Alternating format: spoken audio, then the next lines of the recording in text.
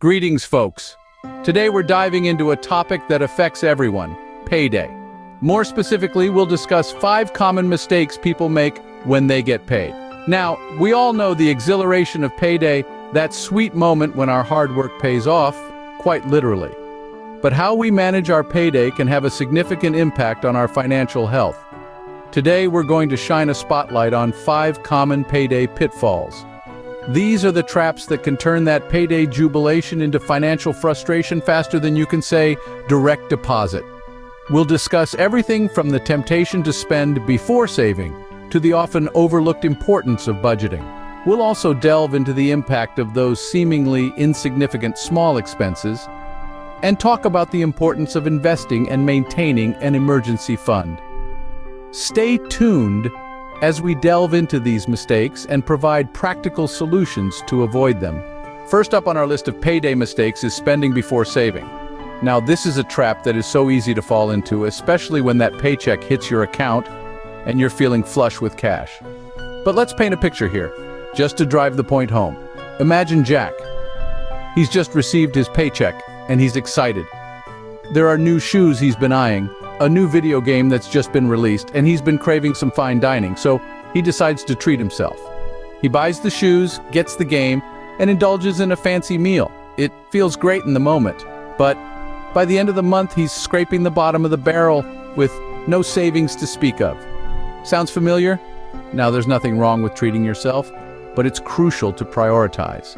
The allure of immediate gratification can be powerful, but it's important to resist the urge to spend before you've set aside a portion of your paycheck for savings.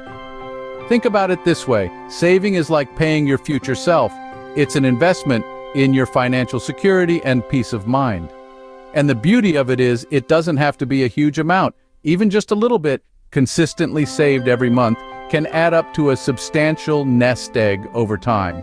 So, the next time you get your paycheck, before you dive into spending, take a moment. Set aside a portion for savings first. It could be 10%, 20%, whatever works for you. The key is to make saving a habit. And here's a tip: automate it if you can. Many banks offer automatic transfers to savings accounts. This way, the money goes straight to your savings before you even have a chance to spend it. It's a simple and effective way to ensure you're consistently saving, without having to think about it. Always remember, savings first, spending second. Make this your new payday mantra. Your future self will thank you. Moving on to the second mistake, which is not budgeting. Imagine for a moment a person who receives their paycheck, but without a budget in place, they spend freely. A little here on a fancy dinner, a little there on new shoes, and maybe even a spontaneous weekend getaway. By the time the month ends, they're scratching their heads, wondering where all their money disappeared to. This is the reality for many who don't budget. They end up overspending, sometimes even going into debt, and are left with little to no savings. Now picture a different scenario, this same person, but this time with a budget. They know exactly how much they're going to spend on necessities, how much they'll save, and even how much they can spend on fun activities. They're in control. They're no longer left wondering at the end of the month because they know exactly where their money is going. The power of budgeting lies in its ability to give you control over your money instead of your money controlling you. It's a proactive approach to managing your finances, and it's a habit that can lead to long-term financial success. So remember, a budget is a roadmap to financial success. Don't overlook it. Now on to mistake number 3, ignoring small expenses. So often it's the little things that slip under the radar. Those daily cups of coffee, the fast food runs when you're too tired to cook, the impulse purchases at the checkout line.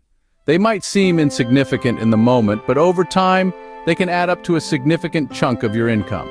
Let's consider an example. Say, you're a coffee lover who can't start the day without your favorite latte. At $5 a cup, it might not seem like much, but if you're buying one every workday, that's $25 a week. Over a month, you're spending about $100. And in a year, that's a whopping $1,200. That's a decent amount of money that could have been saved or invested. The same goes for fast food. It's convenient, sure, but it's also a money drainer. A $10 meal here, a $15 meal there, and before you know it, you've spent a small fortune on burgers and fries. Now, we're not saying you should give up your favorite treats entirely, but being aware of these small expenses and finding ways to cut back can make a big difference to your financial health. Maybe you could start making coffee at home, or prepare meals in advance to reduce your reliance on fast food. Remember, every little bit you save can contribute to your financial goals, whether that's buying a house, going on a dream vacation, or building a retirement nest egg. Small expenses matter, don't ignore them. Mistake number 4 is a big one. Not investing. Investing is like planting a seed. It may seem small and insignificant in the beginning, but given time and the right conditions, it can grow into a mighty tree. If you're not setting aside a portion of your paycheck for investing, you're essentially saying no to money that could have been yours in the future. Let's take a look at an example. Meet John.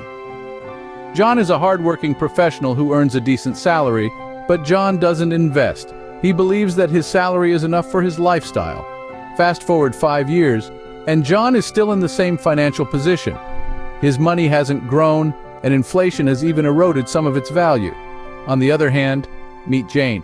Jane, like John, earns a decent salary, but unlike John, Jane invests a portion of her salary every month. Fast forward 5 years, and Jane's investments have grown. She's not only protected her money against inflation, but she's also made a profit. Investing is not just about making more money. It's about securing your financial future, about giving yourself the freedom to make choices, and about setting yourself up for a comfortable retirement. It doesn't have to be complicated or time-consuming. There are plenty of resources out there to help you get started, from books to online courses to financial advisors. Investing is the key to growing your wealth. Make it a priority. Finally, the last mistake to avoid is the lack of an emergency fund. Imagine this. You've been cruising along nicely, meeting your financial goals, when suddenly, life throws a curveball. Your car breaks down or you have an unexpected medical bill. Now, you're scrambling to find the money to cover these costs, and your financial stability is thrown into chaos. This is the reality for many people who don't have an emergency fund set up. An emergency fund is essentially a stash of money set aside to cover the financial surprises life throws your way. It's not for holidays or new gadgets, but for those unexpected and unavoidable costs. Think of it like a financial parachute. If you're in a plane and the engine fails, you wouldn't want to be without a parachute, right? Similarly, in the journey of life, financial emergencies are unpredictable and can strike at any moment. An emergency fund is that parachute which can save you from a financial freefall. Let's take a practical example. Consider John, a hard-working professional. He's good at managing his monthly expenses, but he doesn't have an emergency fund. One day, he suffers a major health issue and has to be hospitalized. The medical bills pile up, and without an emergency fund to fall back on, John is forced to resort to borrowing money, plunging him into debt. If John had an emergency fund, he could have used it to cover his medical bills without going into debt. Not having an emergency fund turned a challenging situation into a financial crisis. So how much should you save in your emergency fund? Well, a good rule of thumb is to have 3 to 6 months' worth of living expenses saved up. This gives you a buffer to handle financial emergencies without derailing your financial stability. An emergency fund is your financial safety net. Don't neglect it. So there you have it. The 5 common mistakes to avoid on payday. We've delved into the importance of saving before spending, the necessity of budgeting, the impact of small expenses, the value of investing, and the critical need for an emergency fund. These aren't just abstract concepts, but practical steps you can take to manage your money wisely. Remember, payday should not be a signal to splurge, but an opportunity to secure your financial future.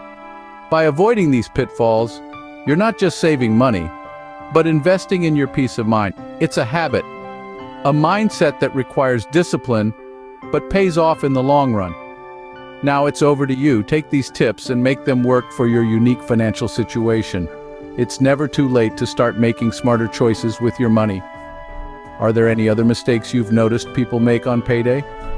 Share your thoughts in the comments below, and don't forget to subscribe for more financial tips. Until next time, keep your finances in check.